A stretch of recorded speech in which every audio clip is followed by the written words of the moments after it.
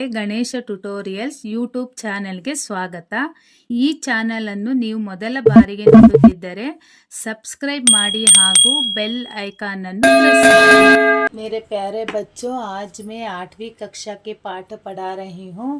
Part 2 मिर्च मसाला. पहले part 1 video में आधा पार्ट डाली थी, अगले का पार्ट अब कर रही हूँ. ध्यान से देखो बच्चों.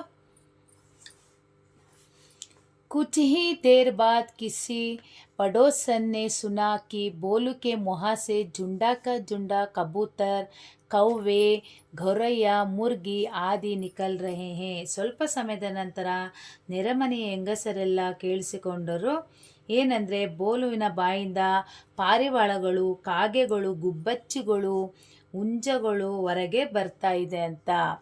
ಗಾಂವ್ ಮೇ ಯಹ ತಕ್ ಖಬರ್ ಫೈಲ್ ಗಯಿ. ಹಳ್ಳಿಯಲ್ಲಿ ಎಲ್ಲ ಕಡೆ ಈ ವಿಷಯ ಹರಡ್ತು.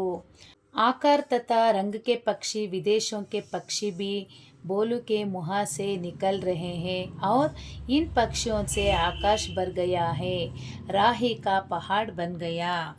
ಅಲ್ಲಿ ಬೋಲುವಿನ ಬಾಯಿಯಿಂದ ಬಣ್ಣ ಬಣ್ಣದ ಪಕ್ಷಿಗಳು, ವಿದೇಶಿ ಮೂಲದ ಪಕ್ಷಿಗಳು ಎಲ್ಲ ಬೋಲು ಬಾಯಿಯಿಂದ ಬರ್ತಾ ಇದ್ದಾವೆ.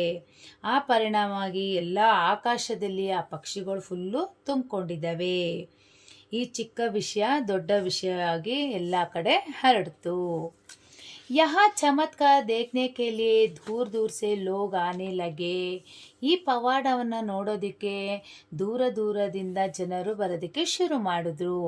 ಬೇಚಾರ ಬೋಲು ಭಯಭೀತ ಹೋಕರ್ ಕಿಸಿ ಏಕ ಪೇಡ್ ಪರ್ ಚಿಪ್ಕಯ. ಅವನು ಭಯ ಪಡ್ಕೊಂಡು ಒಂದು ಮರದ ಹಿಂದೆ ಬಚ್ಚಿಟ್ಕೊಂಡ. ಥೋಡೆ ದೇರ್ ಬಾದ್ ಸಬ್ ಲೋಗ್ ನೆ ಉಸೆ ಢೂಂಢ್ ನಿಕಲ. ಸ್ವಲ್ಪ ಸಮಯದ ನಂತರ ಎಲ್ಲರೂ ಸೇರಿ ಅವನನ್ನು ಹುಡುಕಿದ್ರು.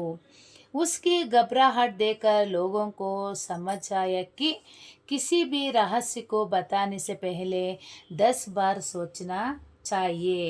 ಆ ಥರ ಗಾಬರಿಗೊಂಡ ಪರಿಸ್ಥಿತಿಯನ್ನು ನೋಡಿಬಿಟ್ಟು ಜನರಿಗೆ ಒಂದು ಮಾತು ಅರ್ಥ ಆಯಿತು. ಏನಂದರೆ, ಯಾವುದೇ ಒಂದು ರಹಸ್ಯವನ್ನು ಜನರಿಗೆ ಹೇಳೋದಕ್ಕಿಂತ ಮುಂಚೆ 10 ಸಲ ಯೋಚನೆಯನ್ನು ಮಾಡಬೇಕು ಅಂತ.